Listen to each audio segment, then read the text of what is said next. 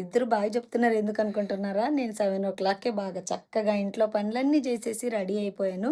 ఇంతకీ ఎక్కడికెళ్తున్నామని ఆలోచిస్తున్నారు కదా! సరే నాతో పాటు రండి చూపిస్తా ఎక్కడికెళ్తున్నాను సండే కూడా అని. ఓకేనా? Bye Milky. Bye cutie. Take care okay. లాకేసుకోండి.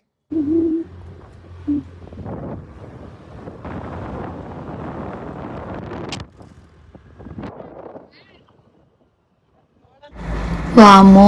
ఇంత పెద్ద అపార్ట్మెంటా? అపార్ట్మెంట్ కాదు సారీ అపార్ట్మెంట్స్. కౌంట్లెస్ అపార్ట్మెంట్స్‌లో బిల్డింగ్‌లున్నాయన్నమాట ఇక్కడ. ఇక్కడ ఒక్క అపార్ట్మెంట్‌లో ఒక్క ఫ్లాట్‌ను కొని సో పూజ అయితే జరుపుతున్నారు. గృహప్రవేశం అనమాట. సో దట్ దానికోసం నేను ఇక్కడ మార్నింగ్ టిఫిన్ సర్వ్ చేయడానికైతే వచ్చాను వాళ్ళకి. సెల్ఫ్ సర్వీస్ బఫే సిస్టమ్ లాగా. కానీ టిఫిన్ ఒక్కటే కాబట్టి నేను ఒక్కతే వచ్చాను. రిమైనింగ్ ఉన్న వాళ్ళు వేరే చోట ఉన్నారు.